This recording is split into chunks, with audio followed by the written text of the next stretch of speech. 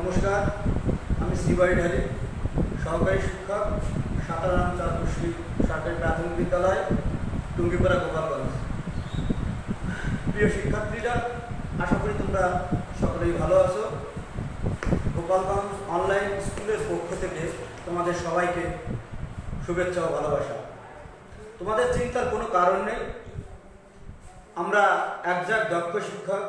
মহামারী করোনা ভাইরাসের কারণে তোমরা যতটুকু লেখাপড়া পিছিয়ে পড়েছো, ঠিক ততটুকু আমরা পুষিয়ে দেওয়ার জন্য একজাক দক্ষ শিক্ষক গোপালগঞ্জ অনলাইন স্কুলের শেখানো কার্যক্রমে অংশগ্রহণ করছি। সুতরাং তোমাদের দুশ্চিন্তার কিছু নেই। আশা করি তোমরা অবশ্যই 100% এখানে সফলতা পাবে। যাক, আমরা কথা বেশি বাড়াবো না, আমরা এখন আমাদের মূল পাঠে চলে যাব।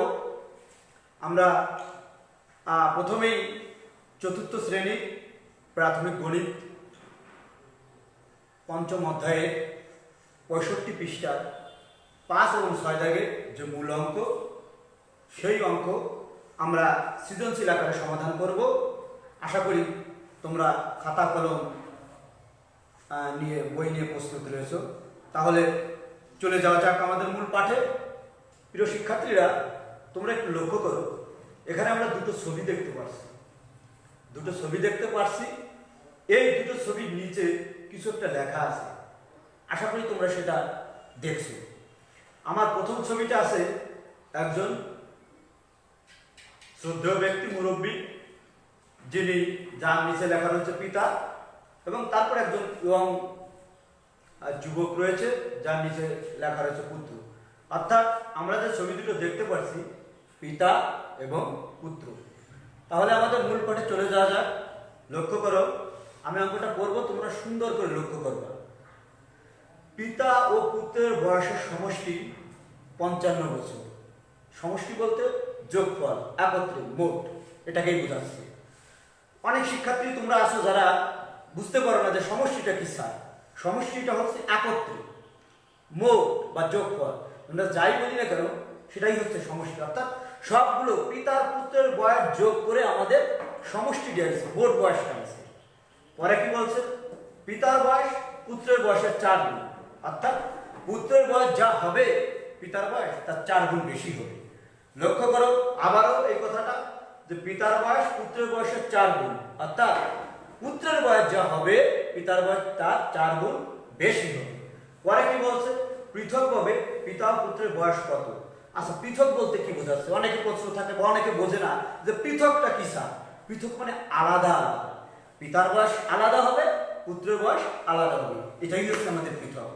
তাহলে এসো আমরা অঙ্কটা সমাধান করি। প্রথম ক নম্বরের সৃজনশীল প্রশ্নটা আছে, পিতা ও পুত্রের বয়সের সমষ্টি পুত্রের বয়সের কত গুণ। তোমরা কি কিছু বুঝতে পারলে? দেখো, আমি আবার বলে দিচ্ছি, কোনো টেনশনে কিছু নাই, আমি আছি। তোমাদের 100% আমি বুঝিয়ে তারপরে এখান থেকে যাব। পিতা ও পুত্রের বয়সের সমষ্টি, মানে দুইজনের বয়সের সমষ্টি পুত্রের বয়সের কত গুণ।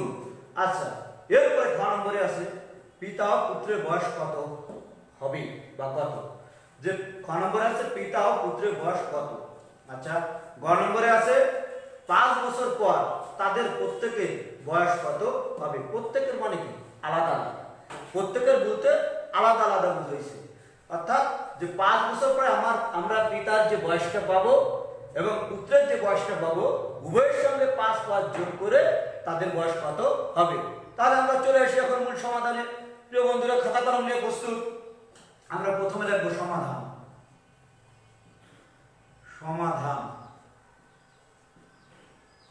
সমাধান লিখে ক নম্বর দিব। ক নম্বরের সমাধান। আমার ক নম্বর কি বলেছে? যে পিতা ও পুত্রের বয়সের সমষ্টি পুত্রের বয়সের কত গুণ। তাহলে কত গুণ সেটা আমাদের বের করতে হবে। পিতা পুত্রের বয়সের সমষ্টি কত গুণ, পুত্রের বয়সের কত গুণ সেটা বের করতে হবে। তাহলে প্রথমেই লিখি, দেখো, যে পুত্রের বয়স সমান পুত্রের বয়স সমান পুত্রের বয়সের 1 গুণ। এরপরে পিতার বয়স সমান পিতার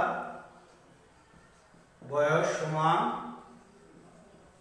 পুত্রের বয়সের 4 গুণ। এখন প্রশ্নটা হচ্ছে যে এই 4 গুণ এটা পেলাম কোথায়?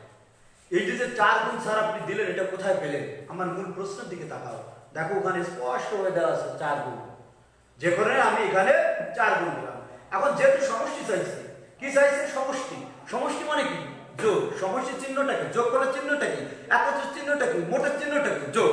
তাহলে আমরা এখানে কি করব? এটাকে যোগ করব। এখানে আমরা যোগ চিহ্নটা বসাবো। দেখো এবার লিখব যে পিতা ও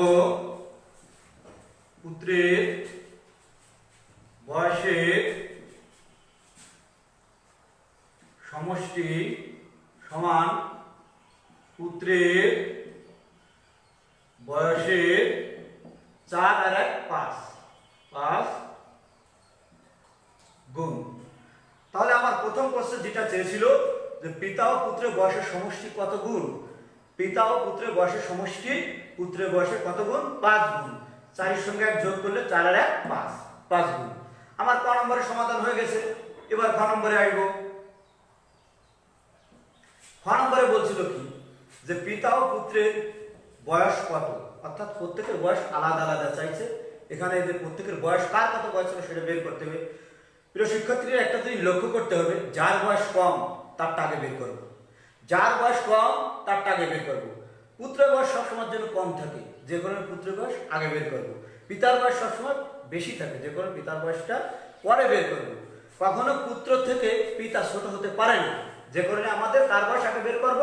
পুত্রের বয়স। সব মনে রাখতে হবে একটা কথাই পরিষ্কার, যে যার বয়স কম তারটা আগে বের করব। যদি এখানে টাকা থাকতো, যদি যার টাকা কম তারটা বের করতাম। সুতরাং এখানে আমার বয়স আছে, কার বয়স? পুত্রের বয়স কম, সুতরাং পুত্রের বয়স বের করব। এখানে তাহলে লিখি পুত্রের বয়স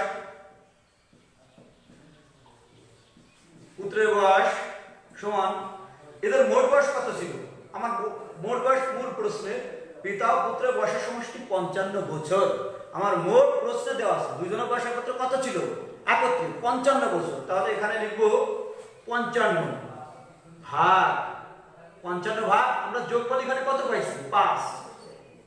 এখানে দাও বছর। এখন একটা প্রশ্ন থাকতে পারে, স্যার আপনি এখানে ভাগ দিলেন কেন? এরকম একটা প্রশ্ন থাকে। আপনি তো এখানে গুণ দিতে পারতেন, এখানে যোগ দিতে পারতেন, এখানে বিয়োগ দিতে পারতেন, আপনি ভাগ দিলেন কেন?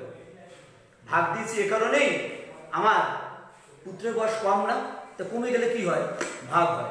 কমে গেলে কি হয়? ভাগ। যে কারণে আমি কি দিছি? ভাগ।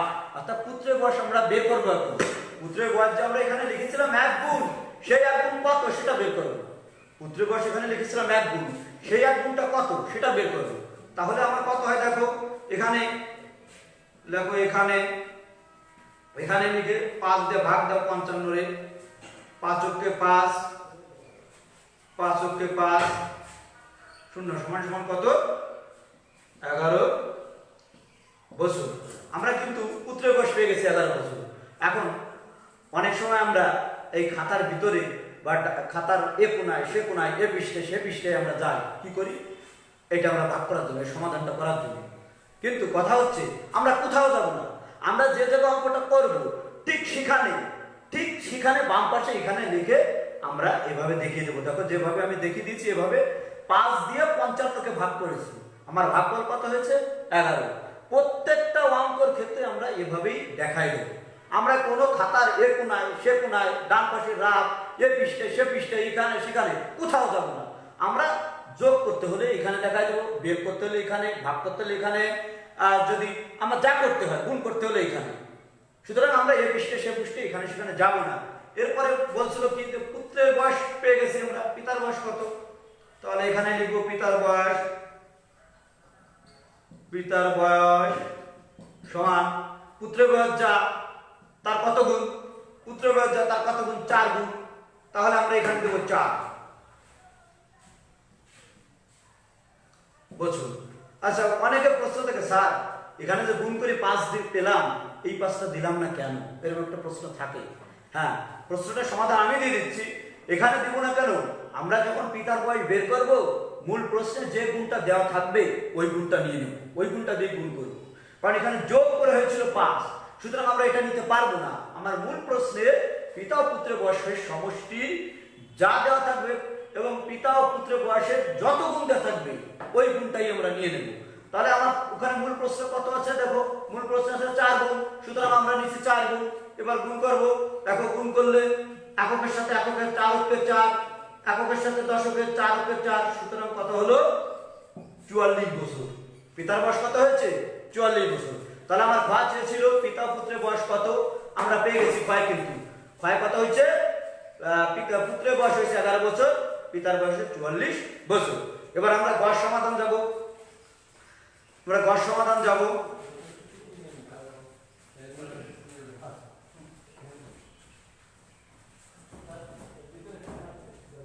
দেখো গয় আমার কি বলছিল,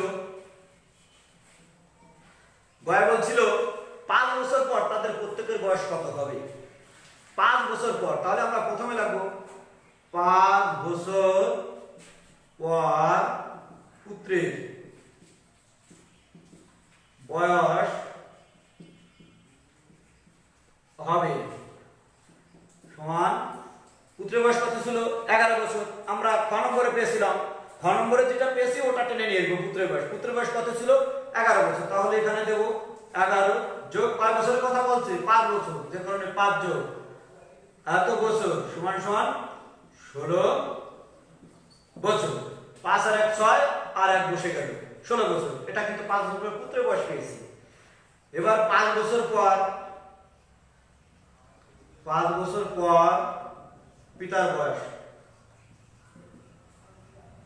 5 বছর পর পিতার বয়স কত হবে, পিতার বয়স আমরা ক নম্বর কত পেয়েছিলাম, কত পেয়েছিলাম মনে আছে তো, এই তো ঠিক আছে 44 পেয়েছিলাম। তাহলে বসালাম 44, 44 যোগ 5, কেন 5 প্রশ্ন বলেছিল 5 বছর পর, যে কারণে 5 এখানে লেখো বছর সমান সমান এটা আর এটা যোগ করব, 5 আর 4 কত হয় 9, হাতে কিছু নাই, 5 বা হাতে কিছু নাই, 4 বসে গেল 49 বছর। তাহলে আমরা ঘর উত্তরটাও কিন্তু পেয়ে গেলাম, গড় উত্তরটাও পেয়ে গেলাম। ঘর উত্তরটা আগে পেয়েছি পূর্বে, এবার গড় উত্তরটা পেলাম। গড় উত্তর কত পেয়েছি, গড় উত্তর পুত্রের বয়স পাইছি 16 বছর, 5 বছর পরে বলছিল।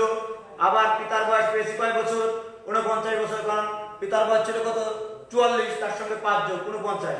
এখন আমার এখানেই কিন্তু গণক শেষ। অনেকের কিন্তু প্রশ্ন থাকে যে স্যার তাহলে আমরা 16 আর 49 যোগ করবো না, কেন যোগ করবো না, এই কারণেই যদি বলতো 5 বছর পর পিতা ও পুত্রের বয়সের সমষ্টি কত হবে, তখন এখানে কি সমষ্টি বলেছে, এখানে কি সমষ্টি বলেছে তোমরা বলো, এখানে বলে নাই, বলছে 5 বছর পর তাদের প্রত্যেকের বয়স কত হবে।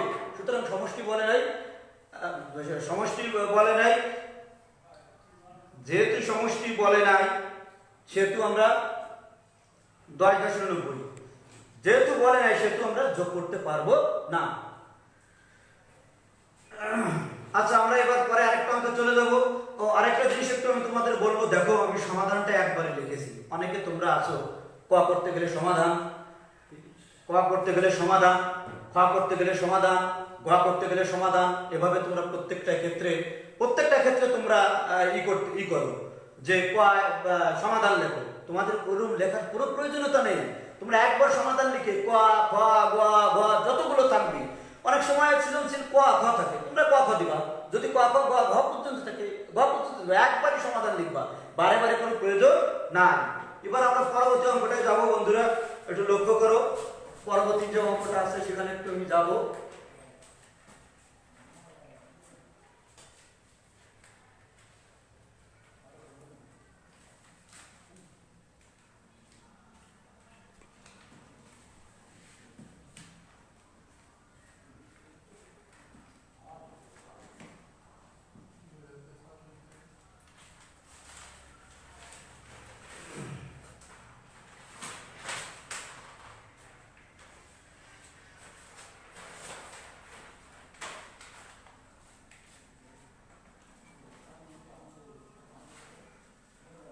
আচ্ছা পরের অঙ্কটা আমরা একটু যাবো। প্রিয় শিক্ষার্থীরা আশা করি প্রথম অঙ্কটা তোমরা সফলভাবে বুঝতে পেরেছো। আমরা দ্বিতীয় অঙ্কে যাব। দ্বিতীয় অঙ্কটা আমাদের এখানে দেখি কতগুলো হাঁস আঁকা আছে, কতগুলো মুরগি আঁকা আছে। চিত্রে কতগুলো হাঁস আবার কতগুলো মুরগি আঁকা আছে। প্রথম চিত্রে লেখা আছে একটি হাঁস, পরের চিত্রে লেখা আছে তিনটি হাঁস, পরের চিত্রে লেখা আছে চারটি হাঁস, পরের চিত্রে লেখা আছে একটি হাঁস। এখন তোমাদের প্রশ্ন থাকতে পারে, ছাড় এতগুলো হাঁস এতগুলো মুরগি কি আমাদের দেওয়ার জন্য আনছো? না, তোমাদের দেওয়ার জন্য না, তোমাদের শেখানোর জন্য আমি এনেছি। একটা হাঁস কখন কাজে লাগবে সেটা আমি তোমাদের সময় মতো বলবো, চারটা হাঁস কখন কাজে লাগবে তখনও আমি বলবো, তিনটা হাঁস কখন লাগবে তখনও বলবো, চারটা মুরগি কখন লাগবে তখনও বলবো, আবার একটি মুরগি কখন লাগবে তখনও বলবো। তোমাদের প্রয়োজন মোতাবেক আমি সবকিছুই বলবো, সুতরাং টেনশনে কিছু নয়। তোমাদের অঙ্ক আমি আজ এখান থেকে শিখিয়ে তারপরেই যাবো। আচ্ছা, তাহলে আমরা একটু মূল অঙ্কটা একটু করি। চারটি মুরগি ও তিনটি হাঁসের দাম একত্রে 639 টাকা। আবারও দেখো সমষ্টি চলে এসেছে। চারটি মুরগি কয়টা? 1 2 3 4, চারটি মুরগি এবং তিনটি হাঁস 1 2 3, তিনটি হাঁসের দাম একত্রে কত? 639 টাকা। একটি হাঁসের দাম 85 টাকা হলে কয়টা হাঁসের দাম দিয়ে দিয়েছে বন্ধুরা? একটি। আমাদের হাঁস ছিল কয়টি? তিনটি। তাহলে একটি হাঁসের দাম কত? 85। একটি হাঁসের দাম কত ছিল বলো? 85 টাকা। হলে একটি মুরগির দাম কত? আমাদের এই হচ্ছে উদ্যোক্তা। তাহলে আমরা দেখো ক নম্বরে একটু লিখি, তিনটি হাঁসের দাম কত? ক নম্বরে বলছে তিনটি হাঁসের দাম কত? কয়টি হাঁসের দাম দেওয়া ছিল? একটি। তিনটি হাঁসের দাম কি হবে? বাড়ি যাবে না কমে যাবে? বাড়ি যাবে, বাড়ি গেলে কি হবে? গুণ হবে। এরপরে ক নম্বরে বলছে একটি মুরগির দাম কত? চারটা মুরগির দাম দেওয়া আছে, চারটা মুরগির দাম দেওয়া আছে, আমার কয়টি মুরগি বের করতে হবে? একটি। এরপরে বলছে একটি হাঁস ও একটি মুরগির দামের পার্থক্য কত টাকা। আচ্ছা, আমরা চলে এসেছি সমাধানে। সমাধান ক। ক নম্বরে বলছিল একটি হাঁসের দাম, ওই যে দেখো একটা চিত্র ছিল, একটা হাঁসের দাম দেওয়া ছিল না, যে কারণে একটা চিত্র ছিল। তাহলে একটি হাঁসের দাম যেহেতু দেওয়া আছে, তাহলে আমরা কয়টি হাঁসের দাম বের করব? তিনটি। কারণ প্রশ্নে কয়টি হাঁসের দাম দেওয়া ছিল? তিনটি হাঁসের দাম আমার বের করতে হবে। কারণ কয়টি চিত্র ছিল প্রশ্নে? তিনটি, যে কোনো তিনটি হাঁসের দাম। তাহলে দেখো একটি হাঁসের দাম 85 টাকা। আচ্ছা বন্ধুরা একটু লক্ষ্য করো, একটি হাঁসের দাম 85 টাকা কোথায় ছিল? আমার মূল প্রশ্ন ছিল একটি হাঁসের দাম 85 টাকা। তাহলে আমার কয়টি হাঁস এখানে আছে? প্রশ্নে কয়টি হাঁস দেওয়া আছে? তিনটি। তাহলে তিনটি হাঁসের দাম বের করব। অতএব তিনটি হাঁসের দাম 85 গুণ 3 টাকা। বন্ধুরা এখানে একটা জিনিস লক্ষ্য করো, এখানে কিন্তু বেড়ে গেছে। একটা হাঁসের দাম দেওয়া আছে, তোমার মা বললো যে বাবা আমার একটি হাঁস তুমি আমাকে কিনে দাও, কিন্তু বাবা বললো যে না, তিনটি হাঁস কিনে নিয়ে এসো বাজার থেকে। তখন একটি হাঁসের যে দাম দিয়েছে সেই দামে কি তুমি পাবা? পাবা না। টাকা বেশি লাগবে না? বেশি লাগবে। যখনই বেশি লাগবে তখনই কি হয়ে যাবে? গুণ হয়ে যাবে। আরেকটা জিনিস লক্ষ্য করবা, অনেক সময় প্রশ্নে ঘুরিয়ে দেয় যে মুরগির জায়গায় হাঁস দেয়, আবার হাঁসের জায়গায় মুরগি দেয়।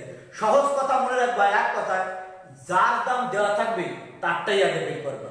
যার দাম দেওয়া থাকবে তারটাই আগে বের করবা। তাহলে আমার এখানে হাঁসের দাম দেওয়া আছে, যে কারণে আমি হাঁসের দাম বের করছি। যদি মুরগির দাম দেওয়া থাকতো তাহলে আমি কিসের দাম বের করতাম? মুরগির দাম। কিন্তু আমার প্রশ্নে আছে হাঁসের দাম, যে কারণে আমি বের করব হাঁসের দাম।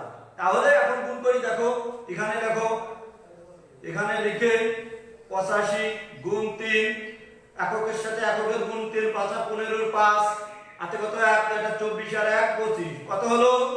255 টাকা। কয়টি হাঁসের দাম? 255 টাকা, তিনটি হাঁসের দাম। তাহলে আমার প্রশ্নে কি চেয়েছিল? ক নম্বরে তিনটি হাঁসের দাম কত? তাহলে তিনটি হাঁসের দাম কত? 255 টাকা। এরপরে খ নম্বরে আসো। খ নম্বরে বলছে একটি মুরগির দাম কত? তাহলে আমার এদিকে লক্ষ্য করো, চারটি মুরগি ও তিনটি হাঁসের দাম একত্রে দেওয়া ছিল।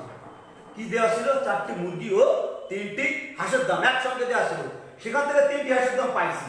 তাহলে তিনটি হাঁসের দাম যদি বাদ দিয়ে দিই তাহলে কিসের দাম থাকবে বলো তো? মুরগির দাম। কয়টা মুরগির দাম? একটা না চারটা? চারটা মুরগির দাম। কেন থাকবে চারটা?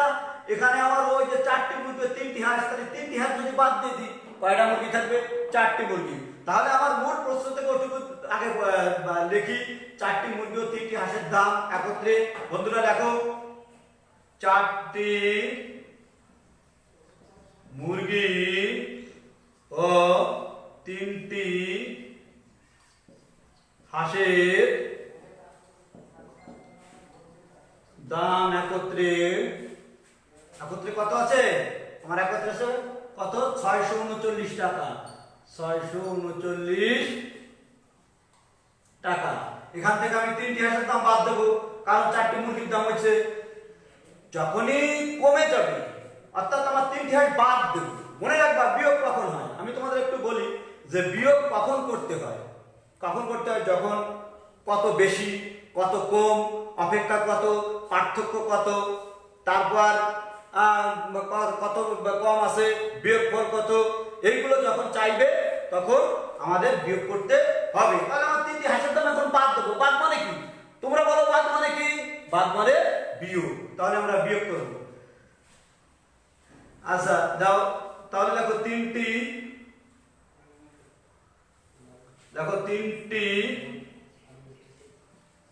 হাঁসের দাম 255 টাকা। বিয়োগ চিহ্ন দাও। এবার দেখো 3টি হাঁসের দাম যখন বাদ দিয়ে দেবো তখন কি থাকবে? 3টি হাঁসের দাম যখন বাদ দিয়ে দেবো তখন 4টি মুরগির দাম থাকবে। 4টি মুরগির দাম। আচ্ছা বিয়োগ করতে হবে। দেখো 5 আছে আর কত হলে 9 হবে? আমার 5 টাকা আছে, আর কয় টাকা হলে 9 টাকা হবে? কত হলে? 5 থেকে গুণা শুরু করি। 5, 6, 7, 8, 9। কত হলে? 4 হলে। 5, 6, 7, 8, 9। তাহলে 4 হলে হাতে কি কিছু আছে? নাই।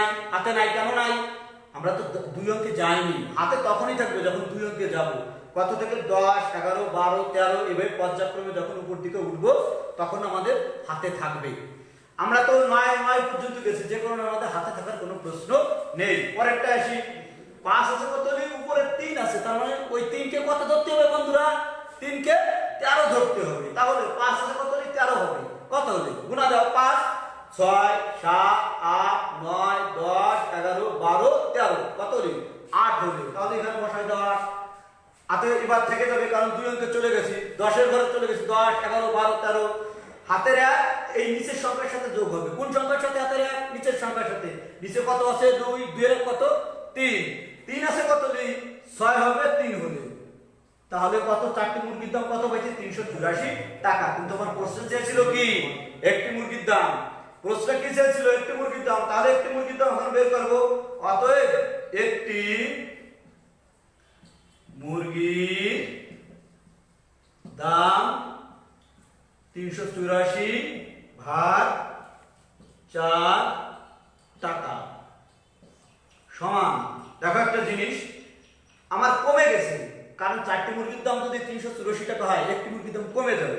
যখনই কমে যাবে তখন কি হবে? তখন আমাদের ভাগ হবে। তাহলে এখানে দেখো দাও 4 দিয়ে ভাগ দাও 384 কে। প্রথম 2 অঙ্কের ভিতরে 1 অঙ্কে জানা, 2 অঙ্কের ভিতরে 4 নং কত? 36। 6 আছে কত? 8 হবে। 2 হলে 4 বসে গেল। 4 ছক কত? 24। তাহলে আমার কত হচ্ছে? 96 টাকা। প্রিয় শিক্ষার্থীরা দেখো একটি মুরগির দাম 96 টাকা। আমার ঘ নম্বরে বলেছিল একটি মুরগির দাম কত। আমরা একটি মুরগির দাম পর্যায়ক্রমে আমরা করতে করতে 96 টাকায় চলে এসেছি। তাহলে আমার ক এবং খ শেষ। আমার গয় যাব কতে। লক্ষ্য করো গয় কি বলছে তোমরা একটু পড়ো তো বন্ধুরা, একটু গটা একটু পড়ো তো কি বলছিল গতে। পড়ো। গ নম্বরে বলেছিল কি? আমি একটু বলে দিই তোমাদের সঙ্গে সঙ্গে। একটি হাঁস ও একটি মুরগির দামে পার্থক্য কত টাকা। আচ্ছা একটি হাঁসের দাম প্রশ্ন দেওয়া ছিল, কত টাকা দেওয়া ছিল? 85 টাকা। একটি হাঁসের দাম প্রশ্ন দেওয়া ছিল 85 টাকা। আর আমরা খ নম্বর করে পেয়েছিলাম একটি মুরগির দাম কত টাকা? 96 টাকা। তাহলে এখানে দেখো অতএব একটি মুরগি ও একটি হাঁসের দামের পার্থক্য কত হবে? 96 বিয়োগ 85 টাকা। 96 বিয়োগ 85 টাকা। সমান সমান। দেখো আমি বিয়োগ দিলাম কেন, এই যে বিয়োগ চিহ্নটা দিছি, এই বিয়োগ চিহ্নটা দিলাম কেন, আমি তো এখানে যোগও দিতে পারতাম, গুণও দিতে পারতাম, ভাগও দিতে পারতাম। আমরা কেন দিলাম? আসলে আমি অঙ্ক দুটো এমন ভাবে সাজিয়েছি যেখানে যোগ থাকবে, বিয়োগ থাকবে, গুণ থাকবে, ভাগ থাকবে। এবং তোমরা লক্ষ্য করছো নিশ্চয়ই, আমি যে অঙ্ক দুটো তোমাদের সৃজনশীল দেখাই দিলাম, প্রত্যেকটা জায়গায় প্রত্যেকটা অঙ্কে যোগ বিয়োগ গুণ ভাগ আছে। আমি এজন্যই তোমাদের এই অঙ্ক দুটো সিলেকশন করেছি যাতে তোমরা যোগ বিয়োগ গুণ ভাগ সুন্দর করে বুঝতে পারো। এখন আমার প্রশ্নটা ছিল এখানে পার্থক্য, এখানে বিয়োগটা হলো কেন স্যার? আমি বলি লক্ষ্য করো কেন বিয়োগ হবে। যদি কোনো অঙ্কে অপেক্ষা কত বেশি বা কম, অথবা পার্থক্য, অথবা বিয়োগফল, অথবা কেউ চলে গেছে, অথবা কেউ মরে গেছে, অথবা কেউ ছেড়ে গেছে, মোট কথা কোনোভাবে যদি কমে যায়, কোনোভাবে যদি কমে যায়, তাহলে সেক্ষেত্রে আমার বিয়োগ করতে হবে। এই জন্যই আমি এখানে বিয়োগ চিহ্নটা দিয়েছি, কারণ আমার এখানে কি বলছে? পার্থক্য। আমি বলে গেছি পার্থক্য থাকলে বিয়োগ করতে হবে, অপেক্ষা কত কম কত বেশি থাকলে বিয়োগ করতে হবে, বিয়োগফল থাকলে বিয়োগ করতে হবে। তারপর আমার যদি দেওয়া থাকে, যদি কেউ চলে যায় বা কমে যায় বা ছেড়ে যায়, তখন বিয়োগ করতে হবে। তাই সমান সমান। এখন দেখো বিয়োগ করবো, এককের সাথে এককে 5 আছে কত? 6 হবে। 1 হলে হাতে কিছু নাই, কারণ 2 অঙ্কে জানি 8 আছে কত? 9 হবে। 1 হলে তাহলে আমার কত হলো? 11 টাকা। দেখো আমার একটি মুরগি ও একটি হাঁসের দামের পার্থক্য 11 টাকা পেয়েছি। তা প্রিয় শিক্ষার্থীরা, তোমাদের সবাইকে ধন্যবাদ। আশা করি তোমাদের সুন্দর করে বুঝতে পেরেছো। খাতা কলমে লিখে নিবা। যাও, তোমরা ভালো থেকো। Bye bye.